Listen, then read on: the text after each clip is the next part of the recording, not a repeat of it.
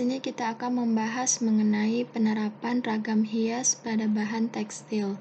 Ini ada contohnya beberapa jenis bahan tekstil yang biasa terdapat pada kain batik.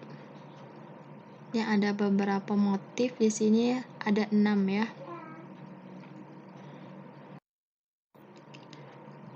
Untuk perkembangan dan pertumbuhan ragam hias pada benda tekstil sangat pesat karena mengikuti mode dan tren yang terjadi.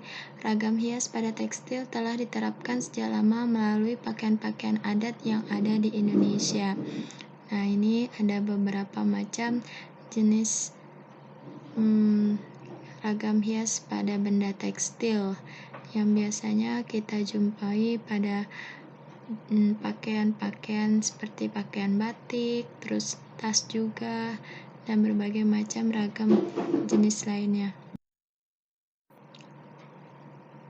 Penerapan ragam hias pada bahan tekstil dapat dilakukan dengan cara membatik, menenun, membordir, menyulam, dan melukis.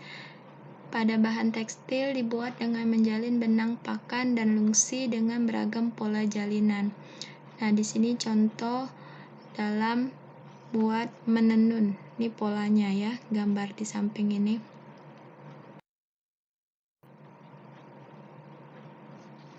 Oke, selanjutnya di sini ada berbagai macam batik. Yang pertama adalah batik flora dengan warna-warna yang cerah, yang kedua adalah batik parang, dan yang ketiga batik pesisir, dan yang keempat ini adalah batik keraton. Ini adalah contoh alat tenun yang tradisional. Adapun jenis dan sifat bahan tekstil, jenis-jenis bahan tekstil ini memiliki sifat yang berbeda. Sebagai berikut diantaranya, yang pertama adalah katun. Katun memiliki sifat menyerap air, mudah kusut, lentur, dan dapat disetrika dengan temperatur panas yang tinggi. Yang kedua adalah jenis wool.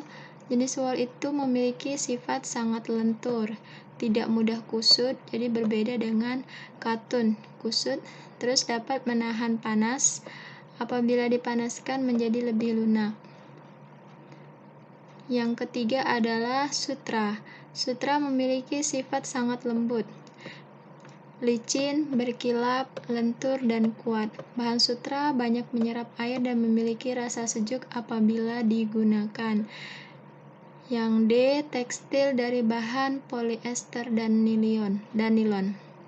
Memiliki sifat tidak tahan panas, tidak mudah kusut, tidak perlu disetrika, kuat, dan jika dicuci cepat kering. Ini adalah gambar pewarna tekstil. Untuk pewarna alam dihasilkan dari ekstrak akar-akaran, buah, kulit kayu. Pewarna alami itu misalnya contohnya adalah soga dan kesumba. Sedangkan untuk pewarna buatan atau sering juga disebut dengan pewarna sintetis biasa terbuat dari bahan kimia. Contohnya adalah naptol dan indigosol.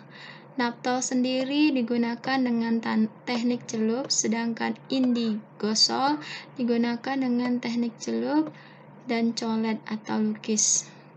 Nah, kalau yang ini berarti dia menggunakan pewarna jenis indigosol karena dengan teknik colet.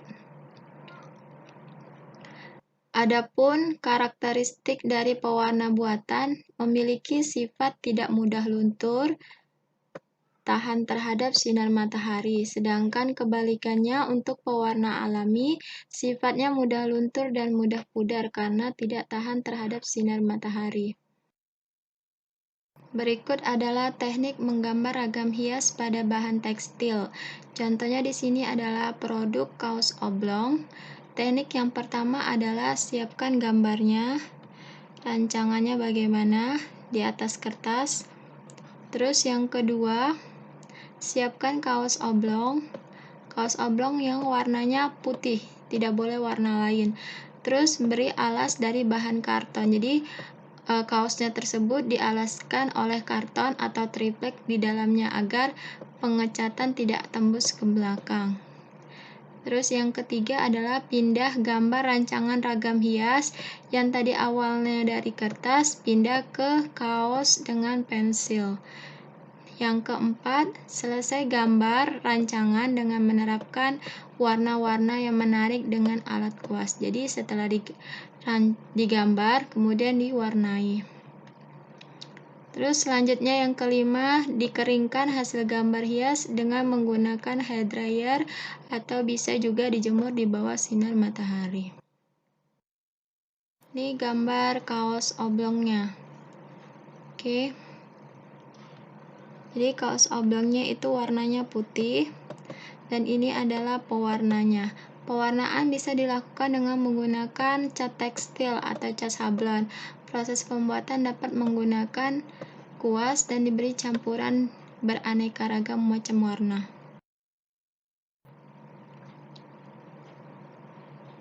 Nah, ini langkah-langkah menggambar dengan menggunakan bahan tekstil atau kaos. Tadi caranya sudah kita terangkan dari awal. Buat sketsa, terus gunakan triplek atau karton sebagai alasnya agar tidak tembus, terus beri warna. Nah, selanjutnya dikeringkan.